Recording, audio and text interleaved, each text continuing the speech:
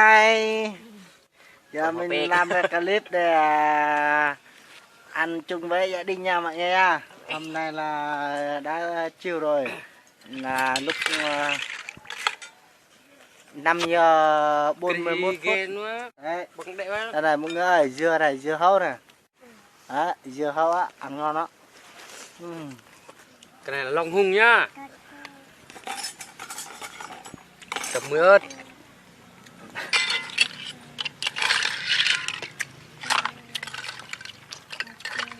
Giờ chúng tôi sẽ ăn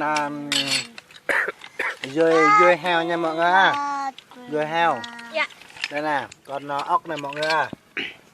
Đấy, ốc nè. Ốc với mới bắt về xong á. Dạ.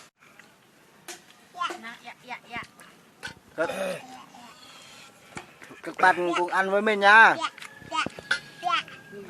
Thôi.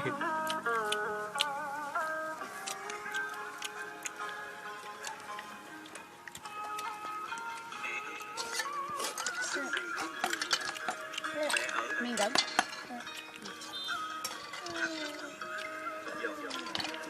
Mình cũng mình chờ nói. Nghe à.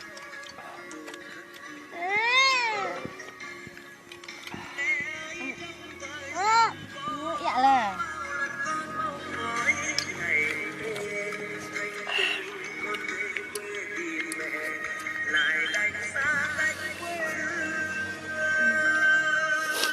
Mờ rồi thẹn hùng. Thật huy tự mờ.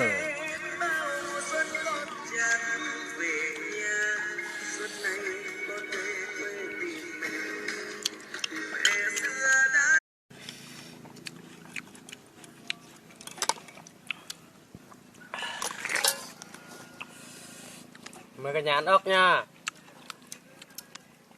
Bắt ít quá, mẹ con thôi. Thèm quá nên làm thôi. không nói nào.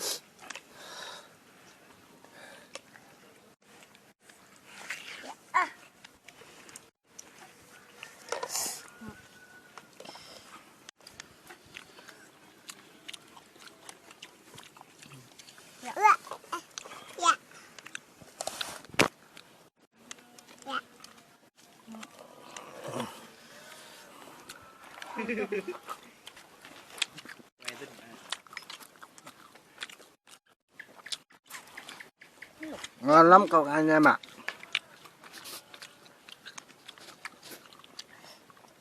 Đây là anh Phan đăng phát trực tiếp trên Facebook rồi mọi người.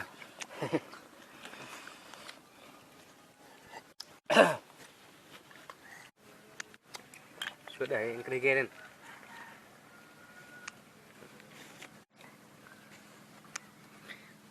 Mời cả nhà ăn nha. Ăn hết đi buộc bò à.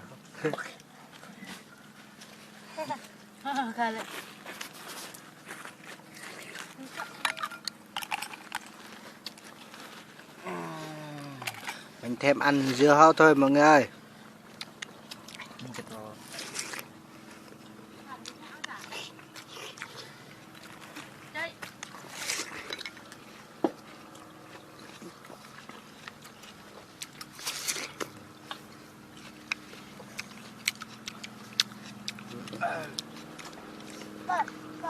Đặt thủ ai đang cái thông cái chẳng đó thầm thả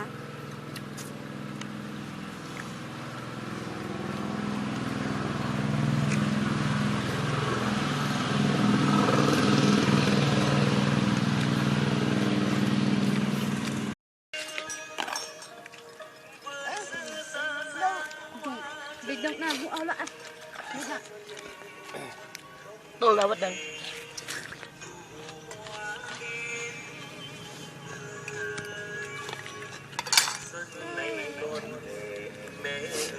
Mùi ớt rất ngon.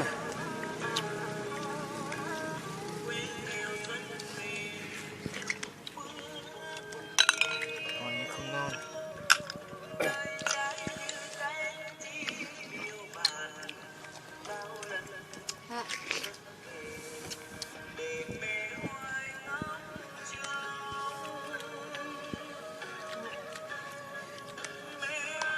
Dưa hẳn bưng.